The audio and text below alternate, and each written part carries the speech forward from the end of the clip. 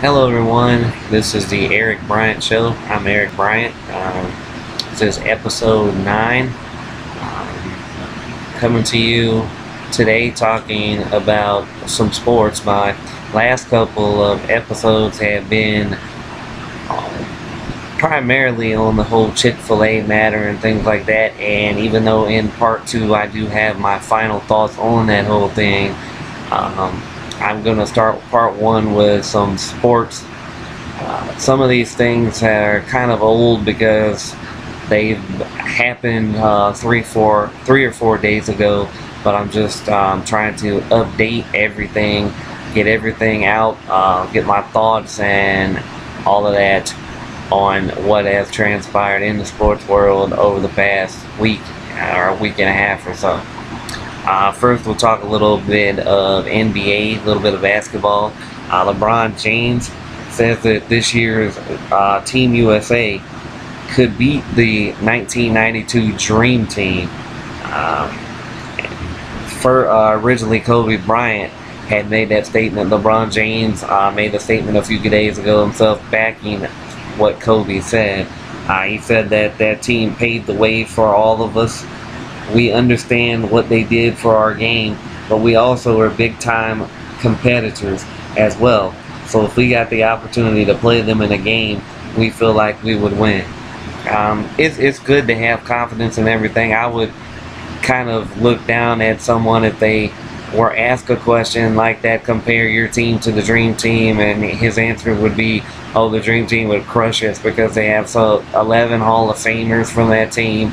You know, Jordan, Magic, Bird, Barkley, all those guys would kill us. That'd be kind of, a crazy answer as well, but I think saying that you could beat them while it has confidence in your team and in yourself and everything, I don't really think that's an accurate statement. I don't think any Team USA team could beat the Dream Team. I mean, that was the original, and to me, original is the best. It means best most of the time, 9 times out of 10. Some movie remakes are some movies that have sequels and trilogies and things like that. Some of the first movies aren't as good, but to me, when it comes to sports, originality most of the time always rules out over things that come behind it. And as he said, they paved the way for the other teams to compete.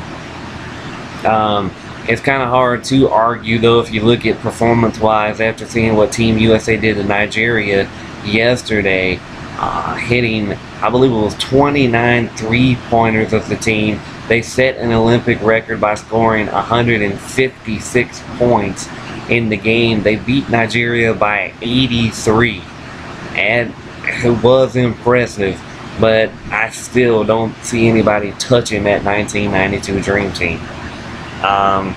David Stern thinks that a source leaking particulars from the meeting between Dwight Howard and the Magic, and he believes that that source that was leaking was his Dwight Howard's agent, Dan Fagan. The Toronto Raptors tried to strengthen their bench a bit by signing John Lucas III, backup point guard who played with the Chicago Bulls, and did a good job coming off the bench. He was the third string backup, actually, behind Derrick Rose and C.J. Watson, but became the backup when Rose got injured and C.J. Watson had to step into the starting lineup. So John Lucas III is a good player to have off the bench, and he should help out the Raptors a great deal coming off the bench.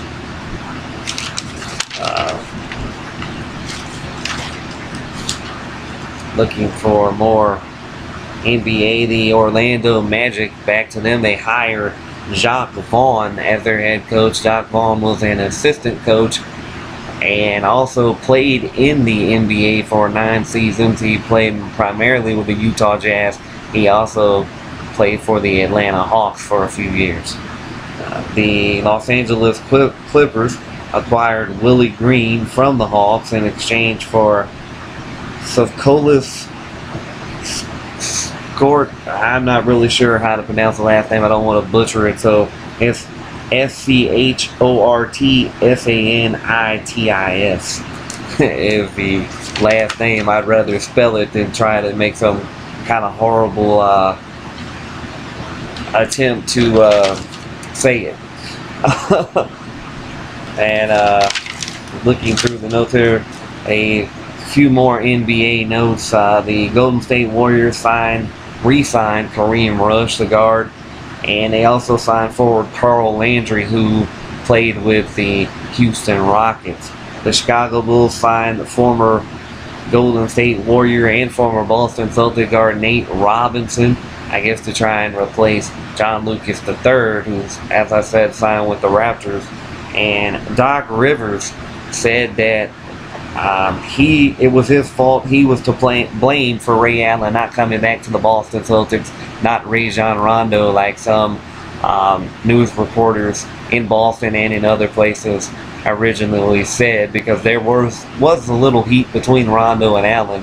But Ray Allen said when he signed with Miami, if he felt he would have been a little more needed on the Boston Celtic roster, then he would have came back. But Doc Rivers said that he felt like that was his fault by diminishing Ray's role a little bit, and then with Avery Bradley starting, getting the starting job over Ray Allen didn't really want to come off the bench, which is kind of funny to me because that's where Ray's going to be on in Miami. He's not going to start over Dwayne Wade, so of course Allen will be coming off the bench.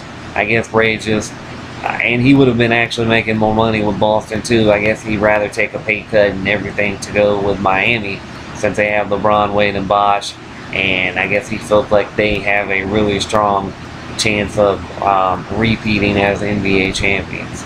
So Ray, I guess making the right move for him ring-wise, trying to maybe win a ring before he retires. Got a few football things to talk about. Tennessee Titans reserve wide receiver O.J. Murdoch. He died of an apparent suicide. He was 25 years old.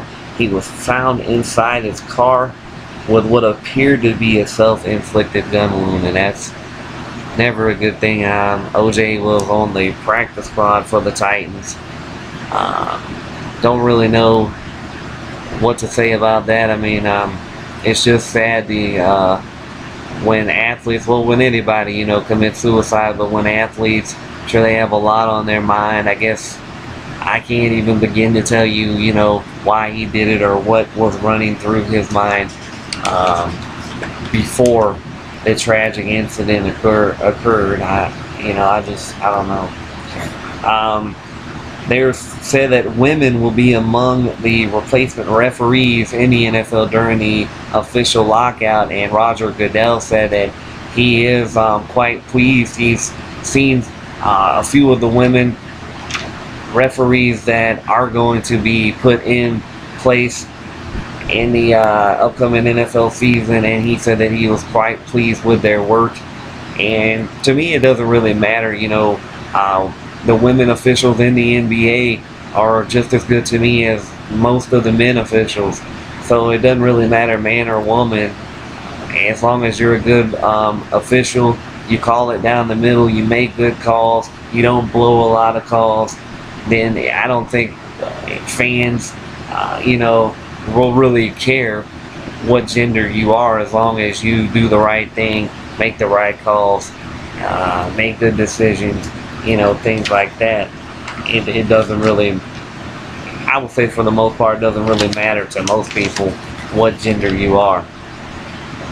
The Seattle Seahawks signed wide receiver Braylon Edwards, which I think is a good pickup for them because Seattle really doesn't have a big name wide receiver. Braylon Edwards would be a nice target to whoever's going to be quarterbacking over there in Seattle this season.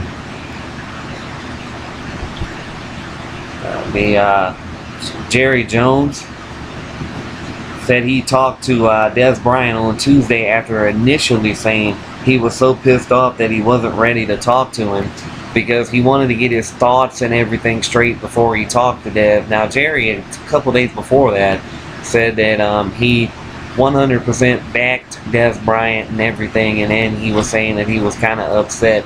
I'm a Dallas Cowboy fan, but sometimes Jerry Jones is a little wishy-washy, a little bit on the fence about certain things. Jerry also went out of his way on Monday when addressing some fans at Dallas training camp by saying he wanted everybody to come on out in week 1 to Dallas Stadium, to the stadium home game, because the Dallas plays the Giants. He wants everybody to come out and watch the Cowboys kick the Giants' ass. The Giants players didn't have much of a rebuttal. They didn't have anything to say. They said they're going to do the talking in week 1 on the field. The only thing that the Giants owner said was, jokingly, with a bandage on his forehead, he pointed at it at the when he had his press conference for the Giants training camp, spring training. He, with a smile, he pointed at the bandage and said, "You should see what Jerry Jones looks like." So making a joke about it and everything, I think the Giants actually took the high road by not commenting and trying to make a war of the words out of, everything. The New York Jets corner, Antonio Cromartie, said that he felt that he was the second best wide receiver on the team. Keep in mind, he is a corner. And former Raider Chaz Schillings, who was signed by the Jets in the offseason, thought of it as a slight.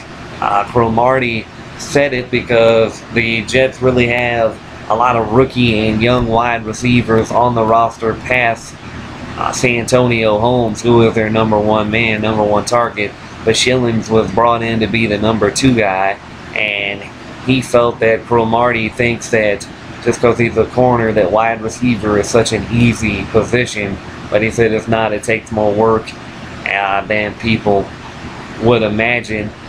So he wasn't really happy about that, and I really wouldn't blame him. Coming in, any position you play, you don't want somebody kind of belittling the position by saying, "Oh, I'm a great athlete, so naturally I'd be able to do this better than you." And Schillings is a wide receiver. That's his position. That's what he does. Cromartie not. He is a corner. And Schillings was saying that Cromartie, he ran one route in practice as a wide receiver, and already he thinks he's the second best. So we'll see how that plays out.